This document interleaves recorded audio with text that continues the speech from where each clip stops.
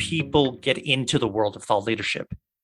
We've, over the years, talked with hundreds, if not thousands of people. And I want to explore the concept of an origin story today. How do you get into thought leadership? And really, it's something that I think many people only have one perspective on. So to sit down with me today, I've got my friend, my colleague, Peter Winick. Welcome.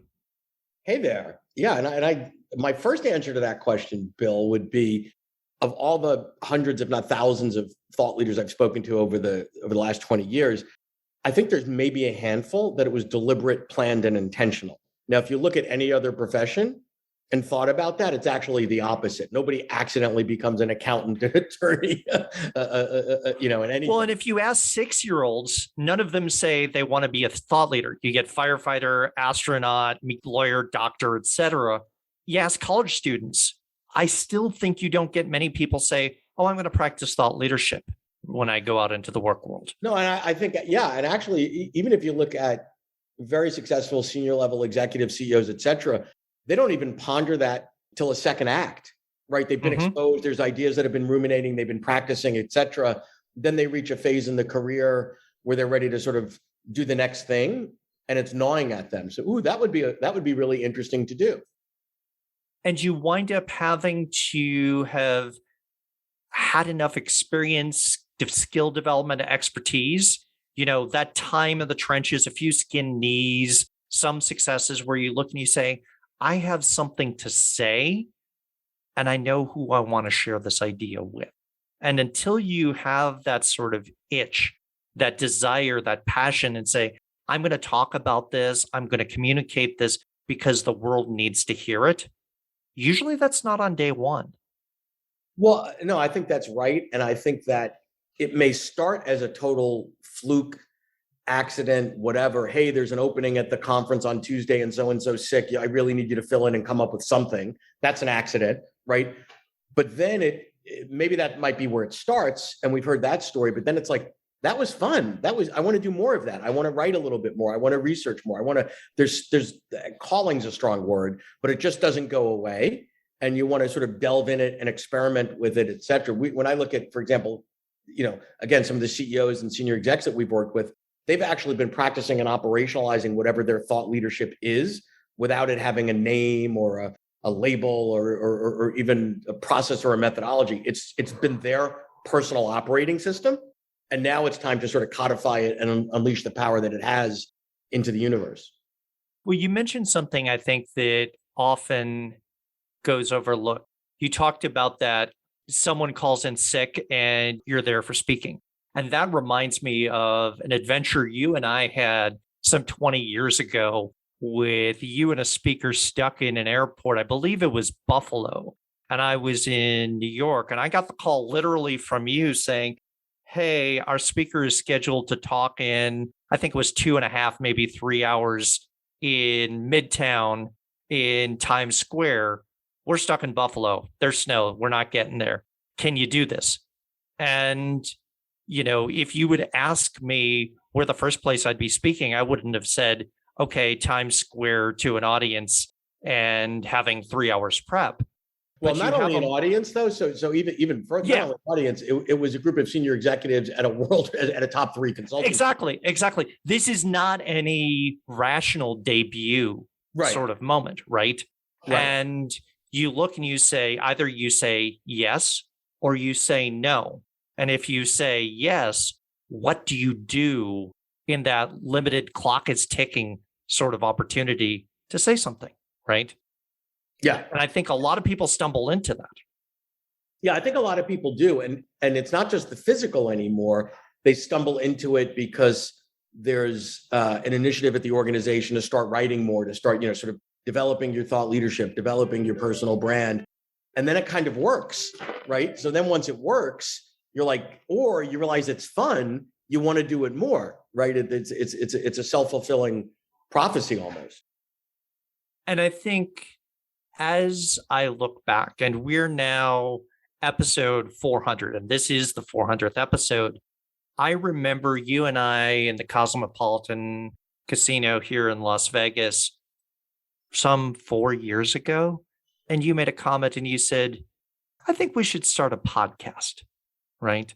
Let's give this an experiment and let's see what happens. You have to seek those opportunities and be willing to put an idea out there and to build a platform. And often that means you go find the hammer, the nails, the lumber, and you start building it long before you have clarity on audience. And sometimes you do it stubbornly. So I think the issue is you have to not be afraid to experiment. It's a ready, fire aim world. And we've seen too many people make too many excuses of why they haven't unveiled the thing, whatever the thing is, the website, the logo, the blog post, because they're polishing it and polishing it and polishing it, right? You have to be willing to ship it, and you have to have strong enough skin to go, wow, that was an absolute and complete and utter failure. And I can give you a list of dozens of failures that we've had along the way, although I wouldn't really call them failures. I'd call them experiments. And each and every one that we did, none was a bet the house event, none was a bet the brand event. And we learned something from all of them that moved into the next thing. So there's a balancing act here between running an experiment long enough that you actually give it time to see if it's successful, and looking and going, yeah, that's not going to work, hasn't worked, won't work, let's let it go, right? You can't fall in love with your mistakes. Well, and no one's ever become an overnight success from, one pithy tweet or one slick blog post. So I think the trick is whenever you're going to try something new, a new format, a new modality, a new platform, a new whatever, put some parameters around it on the plus and on the minus. Hey, a year and a half ago, everybody was high on Clubhouse. So I decided, okay, first I'm going to try as an observer. I don't really get it. I don't really understand it. Everybody's talking about it. Maybe there's something there. I'm going to go listen into some smart people doing some smart things. So I sort of got the cadence, the vibe of it.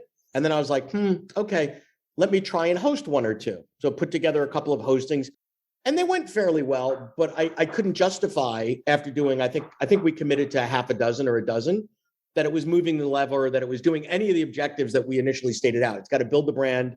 It's got to drive business. It's got to increase recognition to a market we didn't have. So we had some clear objectives. We didn't meet those. And as a result, we just folded it, and nobody cared and nobody died, and it didn't really matter. Like, nobody labels us Clubhouse failures. Right. And I think there's something to be said about that foundational understanding of what is core on what you're trying to say versus the modalities that you use. And you have to be able to separate the message from the medium.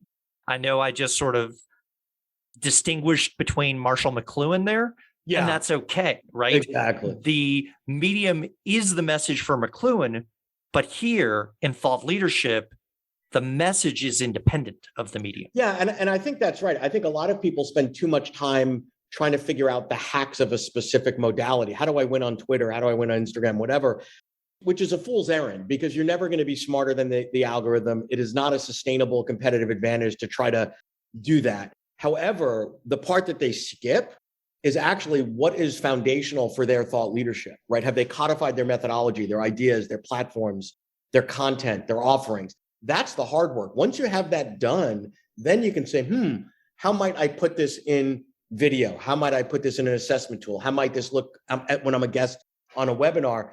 It's paint by numbers almost at that point, if you're putting in the reps on the front end.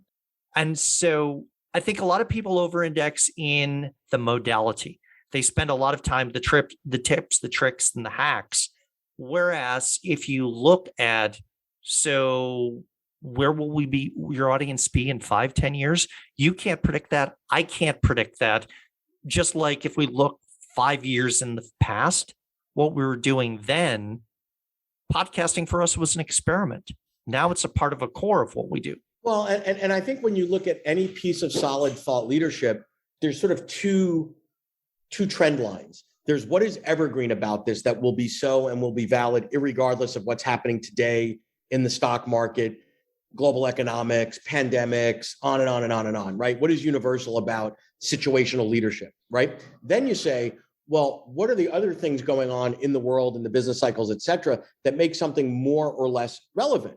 And I think a lot of people try to catch those waves. So Everybody now is a hybrid workplace expert. Everybody a year ago was a DEI expert, right? And when you're trying to catch the trend, the odds of the timing being right or you actually being perceived as the expert that you're trying to portray are pretty crappy. I think it's better to be opportunistic against a strong foundation. Then it's easy to say, I never thought when I developed this 5 years ago, 15 years ago, 20 years ago, this wasn't even a problem on anybody's radar. But look how neat it fixes this problem. Look how spiffy this works. And I think that cyclicality, a lot of people undervalue in the sense that we've now both been in the field of thought leadership for 20 years, from the point where it was a small, less active part of the world. There were authors doing business books and people out speaking and that sort of thing. There were white papers by organizations, your McKinseys, your Accentures, et cetera. But it wasn't a large organizational endeavor. And there were a handful of people who were doing thought leadership on the individual level. And I think what we've seen now is thought leadership is very trendy right now. Everybody is saying, oh, can I do thought leadership? They're putting it in their LinkedIn profiles, et cetera. But at the same time, I think you and I recognize there is a cycle. Well, and I also think at the organizational level, what used to be only the best of the best consulting firms, top tiers, whatever, that had the big budgets that can afford to spend millions and millions and millions on a white paper that maybe 1,000 people would read because it was the right thing for them. It's been democratized where you could be a startup, you can be a small business, you can be a high growth business. We're seeing for the first time in my recollection, use of funds in fundraising, part of that being towards the investment in thought leadership to get the brand to stand out, right? So you can either— And driving valuation at IPO.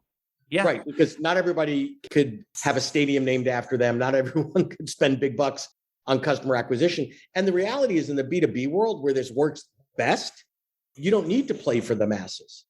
Right. You can recognize that 99% or 95% of the world isn't going to tune in or will look and go, yeah, you're noise rather than signal. And that's okay. Reaching that 5% or that 1% of an audience that's deeply relevant to you and you to them is exactly what you need to do, because thought leadership gives you the tools you need to punch well above your weight as an individual or an organization. And I think that's what a lot of people are looking for now. How do we spend our marketing and sales dollars in a wise and efficient way rather than just broadcasting it? It's the old story of, 50% of your marketing dollars are wasted, but you don't know which 50%. How do you target it to an individual so that that individual says, yeah, that's relevant, and you get feedback and you're reaching the right folks?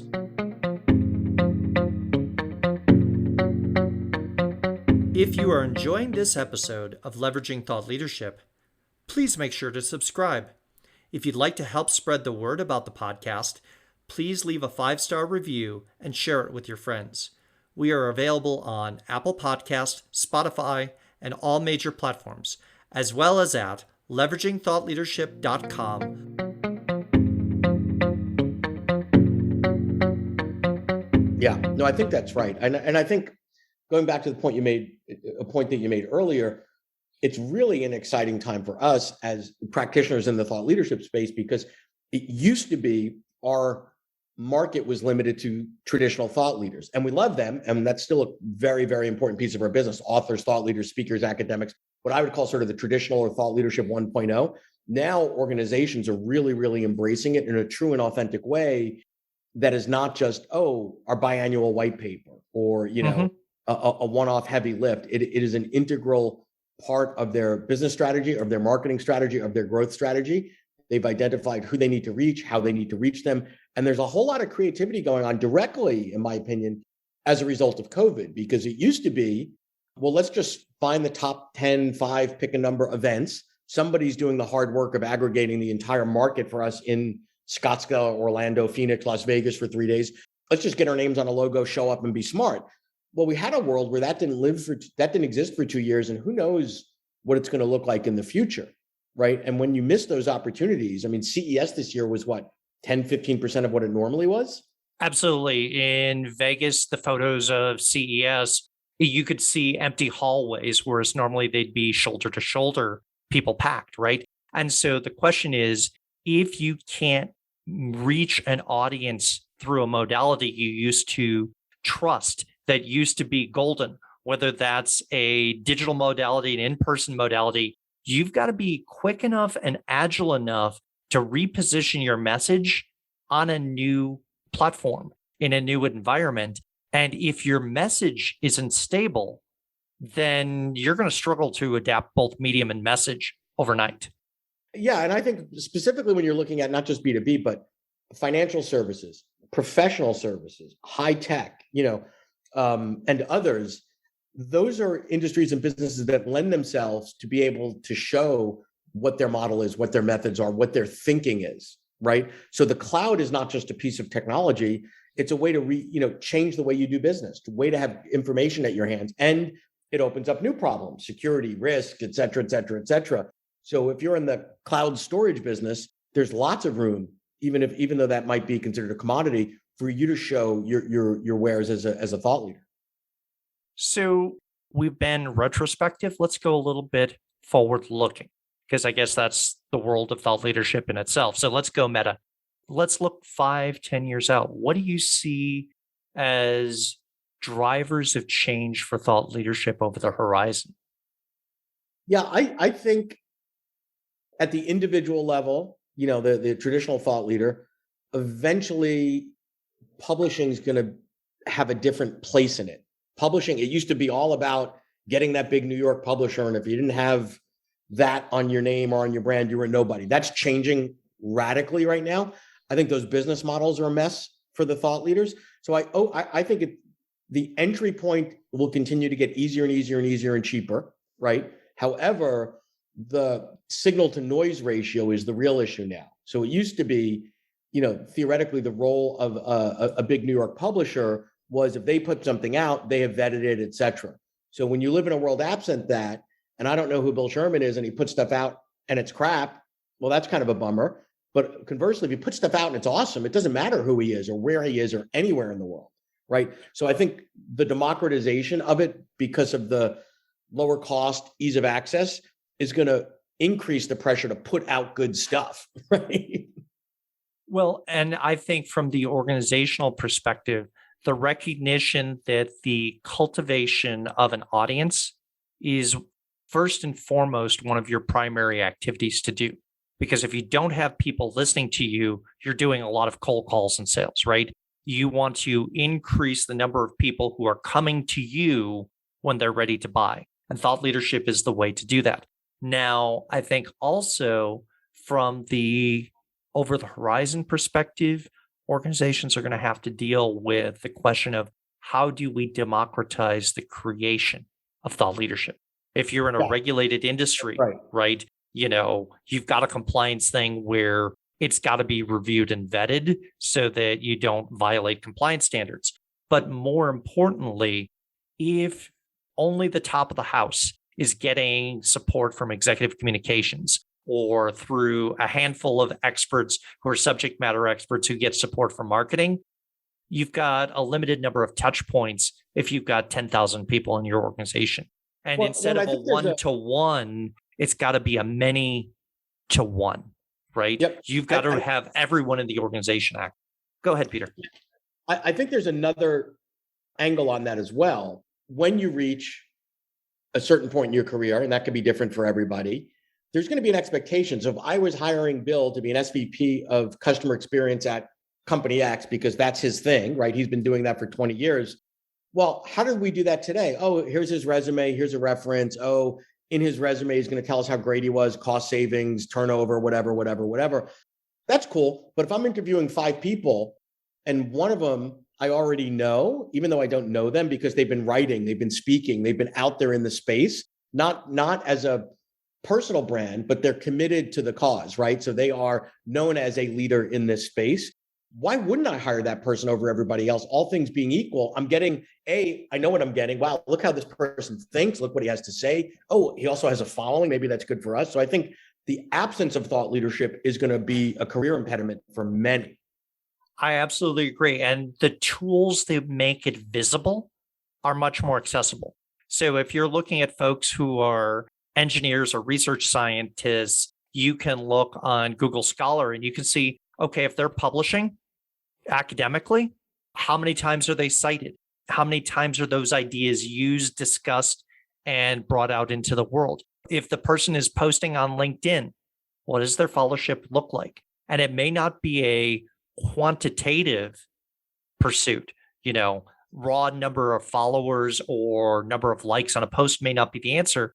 But if you look and you go, oh, they are at the heart of every conversation, those are the people that will be competitive going forward. And those are the people who will have their choice of position. And so if you're looking to attract, retain, and grow talent, you've got to look from a thought leadership strategy. Yeah, I think even, from a traditional career perspective, that is so. I also think from a non-traditional career, if you're an entrepreneur looking to raise money and you're in the whatever, fintech is hot now or whatever that space is. And, you and I were both going out to raise money, but I've been bylined a bunch of fintech conferences, spoken at a bunch of them, and you haven't. The investors are going to look at that as well and say, wait a minute, like he's been talking about this for everybody's an NFT expert today, except some people have actually been talking about it for 6 or 8 years and some for 6 or 8 weeks. Well, and it used to be if you were going out and raising money, I'd be looking at your pitch deck. I'd be asking around in my community to know, are you the real deal, right? As opposed to now, I can sit on my laptop, do a few searches, and I can follow your digital footprints. And exactly. I think that is something that a lot of people need to be much more aware of from a thought leadership perspective as they go forward, that people can follow your footsteps much easier. Yeah, and wonder why or why not your footsteps are visible. Right. And I think at some point, the absence of footsteps, says something as well. Exactly. So if you've got a profile that you put on LinkedIn and you say recognized expert in the XYZ space, whatever it is, and there's no evidence of it on LinkedIn, I search and I can't find it. I go, really? What are you doing? Right? Are these the invite only events that I can't find online? And there are some of those, but they are few and far between. Yeah. So I think in summary here, we've got, changes for traditional thought leaders, changes for organizations embracing it, and changes for career trajectory in terms of a justification to delve into thought leadership, even if it's not something you're thinking of monetizing directly or becoming a speaker or a thought leader, just a way to sort of put your stuff out there, right? And have more. Well, and if thought leadership is taking ideas to scale at its heart, then it doesn't matter if you're an individual, an organization, or an entrepreneur or an employee. You're looking to find the easiest and most effective way to reach the people with an idea and get them to take action today. And it's not your audience's responsibility to break that idea down and say, what the heck do I do with it? You have to make it actionable for your audience. That's right. Well, this has been fun. As always. There you go. Well, thanks for having me on or having us on, or I don't know. And thanks to everyone for listening in on 400 episodes. We are incredibly grateful for those of you who choose to tune in, and we look forward to hearing from you. Thank you. To learn more about Thought Leadership Leverage, please visit our website at thoughtleadershipleverage.com. To reach me directly, feel free to email me at peter@thoughtleadershipleverage.com. And please subscribe to Leveraging Thought Leadership on iTunes or your favorite podcast app to get your weekly episode automatically.